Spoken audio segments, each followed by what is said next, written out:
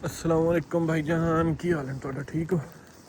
मेरी तरफों मियाँ सब नूं रमज़ान मुबारक।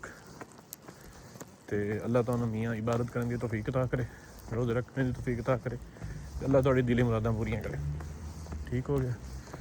कल इंशाअल्लाह तुहानूं पहली सहरी मुबारक, क्योंकि मैं वीडियो अपलोड करे सारी टाइम।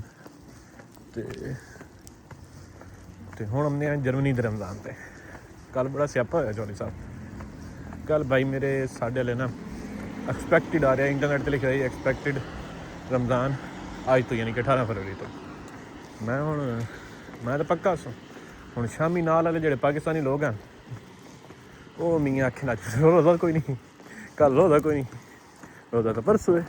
मैं हैरान, मैं मियाँ दो कुलीग नहीं थोड़े रवन वाले, एक मराको का एक तुर्की का। मैं दोवां नूं मैसेज किते, मैं कल रोज़ा है या नहीं। एक आख्या मियाँ कल रोज़ा है, एक आख्या कल कोई नहीं परसों रोज़ा है। क्योंकि उनकी वजह समझ आई कि एक तुर्का ही एक मराको का ही। हुण मराको वाले ज़्यादातर सऊदी अरब में ज़्यादा फॉलो करते हैं इत्थे, ठीक है। तुर्की वाले तुर्की में फॉलो करते हैं। हुण इस दफ़े इंजॉय तुर्की का लैदा दिन, सऊदीया का लैदा दिन। हुण मैं मुड़ उत्थों रहा, मैं रोज़ा रखना या नहीं रखना, मैं तो इस गल की समझ नहीं आई।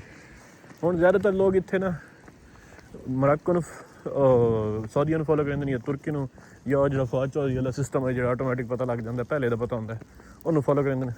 तो कुछ लोग इत्थे फॉलो करते हैं मस्जिदां नूं, कि नज़दीकी मस्जिद जो आखिरी तना चंद वेख के उन्होंने फॉलो कर लेना, ठीक है। मैं हुण सोचा कि मैं की करा।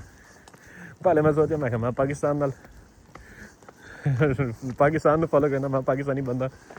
तो लेकिन मुड़ मैं क्या यार पहले रोज़ा इंज मिस ना हो जाए।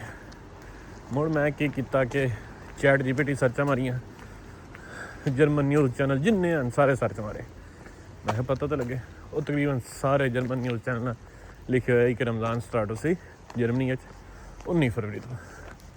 चैट GPT ने आख्या, उसी आख्या कि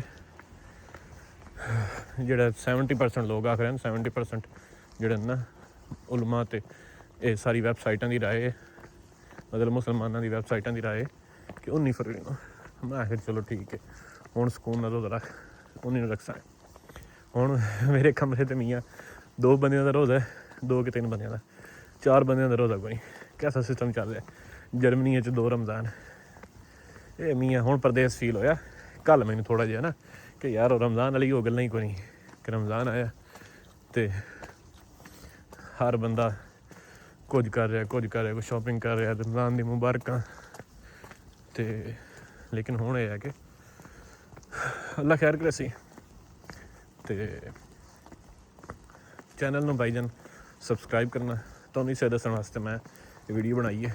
ये जी मालूमात तुहानूं किसी और जगह नहीं मिलनी। चैनल नूं सबसक्राइब करना, वीडियो नूं लाइक करना अगर चंगी लगे तो। अल्लाह हाफिज़।